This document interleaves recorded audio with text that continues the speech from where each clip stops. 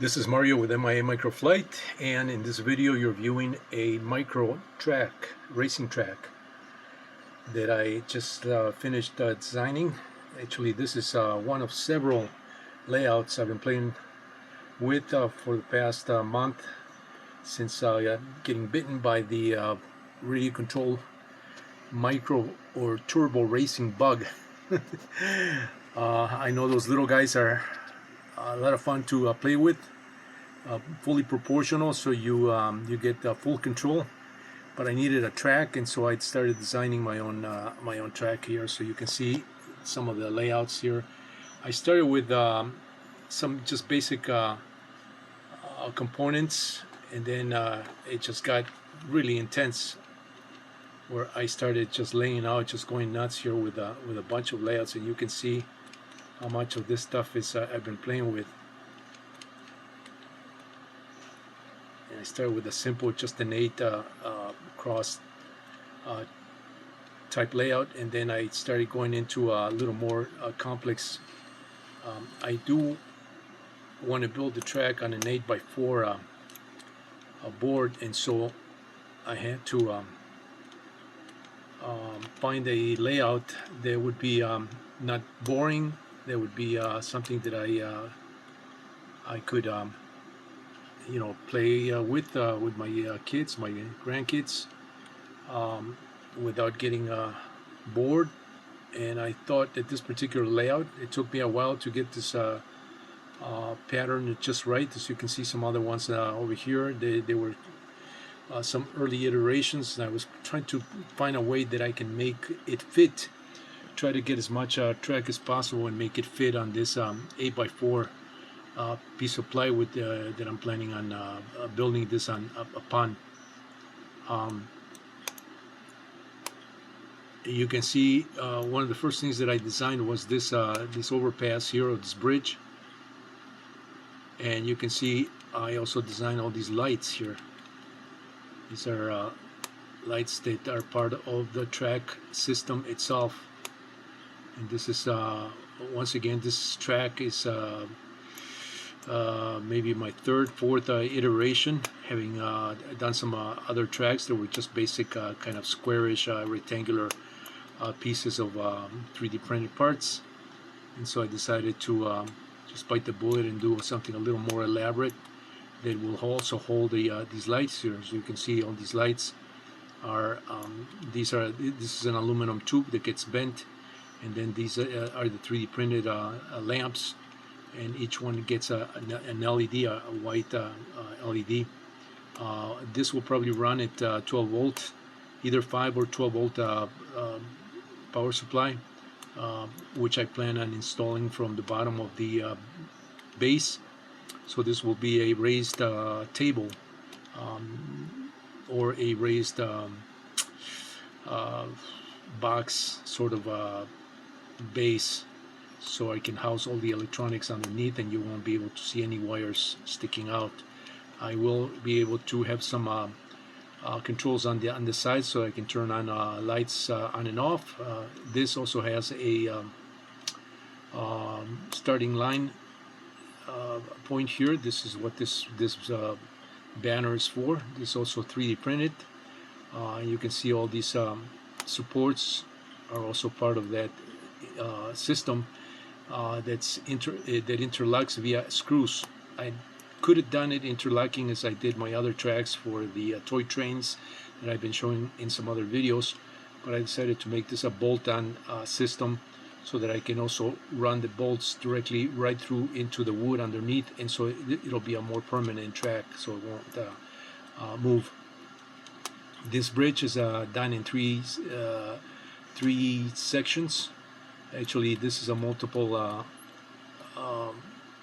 sections here, so you'll be able to see here some other layouts that I started with. And these are all the parts, and these are additional tracks. These are semi-curves in various sizes, so that I can lay this out a lot easier than just using these single pieces that I have here, these connectors here. I was going to print a bunch of these and do my curves using these, but that's going to take a lot of these pieces, and so to minimize also the amount of work, I decided to just grab that same profile and just do some of these curves here. These curves right here are to obtain an 18-inch radius. This one I believe is 12, and this one is I believe this one has a 9-inch radius.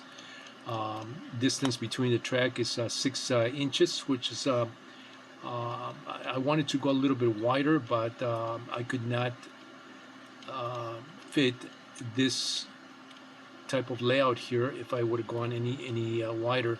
So you can see I'm using I'm making good use, very efficient use of the board, 8x4 or 48 by 96 inches, which is that green section there, to lay out this board here. And what I wanted to do is I wanted to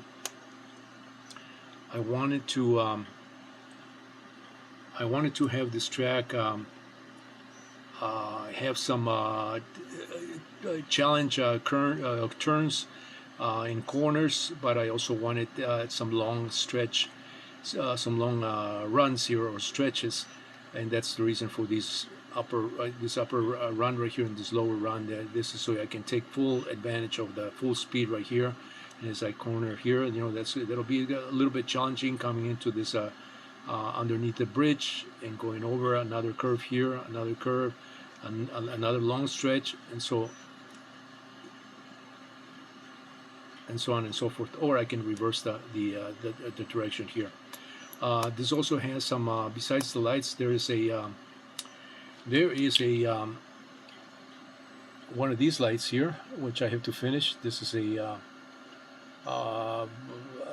green, red, yellow, and green, basically just a stop and go type light. I have to animate this with LEDs in a controller. And now I'm going to show you what the bridge really looks like, because the track is just a bunch of little pieces here. So this is my track right here. So you can see I have most of the parts already built. I have I'm printing the other side of this the road here for the right side, but pretty much this is my track here. And so once I get this assembled, I'll be doing some videos with the little turbo racing cars racing here. Hopefully I can get maybe 4. I know I can definitely get 3 here, really easy with this 6-inch wide track. I'll probably be adding some other accessories, maybe miniature or in-scale people. This is a 1/74th scale, as are the turbo racers. And so this is designed for that particular size cars here, and that's the reason for this 8x4, which allows a very, very generous track here. The trick is finding the room to put this 8x4 in, as this can easily take, you know, 1 car garage area. So I'm going to have to clean my garage, and so I can fit this this track indoors. I was going to do it outdoors. In Arizona, it's not that bad, you know, but right now we are in the winter time, and it gets cold here. Believe it or not, Arizona didn't used to get this cold, but it's gotten pretty cold, and you know, moisture outside, and you know, in order to avoid any issues with the track being outside, I mean, I could lay this on top of a table outside and just cover it with plastic whenever it's not in use. But because it uses 3D printed parts, you know, with the sun, and these are PLA parts, just for simplicity and for ease of printing, they will probably warp in the sun if left, you know, in the heat. But I am going to make some room, and so that I can lay this inside one of my car garages. So this is what I've been working on. Once the lights are all set up with the LEDs, I think this will be make a nice track for running it with the lights off. I have seen some similar tracks, not to the level of detail that perhaps that this one is done. This is done from scratch, by the way. It's not a copy of anything out there. These are my own connectors. You can see, you will not find this anywhere else. you know, until this video, maybe some other people might get inspired, might copy my my layout here, but I really don't care as long as you give me credit. You know, if you do something similar and you get inspired by my stuff, you know,